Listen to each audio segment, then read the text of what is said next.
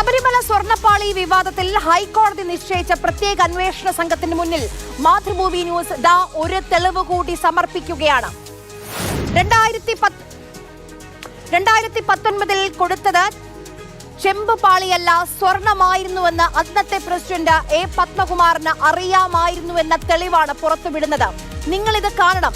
സ്വർണം പൊതിഞ്ഞ ദ്വാരപാലക ശില്പത്തിന് മുന്നിൽ പത്മകുമാർ തൊഴുതു നിൽക്കുന്നതാണ് ദാ ഈ ദൃശ്യങ്ങളിൽ നമ്മൾ കാണുന്നത്. കൺമുന്നിൽ കണ്ടതാണ്. എന്നിട്ടും പത്മകുമാർ എത്ര കോൺഫിഡൻസോടെയാണ് അത് ചെമ്പാണെന്ന് പറഞ്ഞത്. 44 കിലോ സ്വർണ്ണപ്പാളി കൊണ്ടുപോകുന്നു. 38 കിലോയെ തിരിച്ചു വന്നുള്ളൂ. 6 കിലോ സ്വർണം കാണാനില്ല. ഇതൊരു ബഹുമാനപ്പെട്ട കേന്ദ്രമന്ത്രി തന്നെ പറഞ്ഞ അഭിപ്രായമാണ്. യഥാർത്ഥത്തിൽ ഇത് ചെമ്പ് അന്നേരമാണ് ഞാൻ പറഞ്ഞത് ചെമ്പ് പാളിയാണ്. പാളി ചെമ്പ് തന്നെയാണ്. അത് പൂശുണ്ടോ ഇല്ലയോ എന്നുള്ളത് രണ്ടാമത്തെ കാര്യം. സ്വർണം പൂശിയ പാളിയാവാം. പക്ഷെ അന്ന് ഞാൻ ഇത് കാണുമ്പോൾ അല്ലെങ്കിൽ ഞാൻ ചുമതല ഏറ്റെടുക്കുമ്പം ആ സ്വർണം മുഴുവൻ പോയി നിൽക്കുന്ന ചെമ്പ് പാളിയാണ്. ചെമ്പ് പാളിയാണല്ലോ യഥാർത്ഥത്തിൽ. ഇത് ഈ പറയുന്ന ഇപ്പോൾ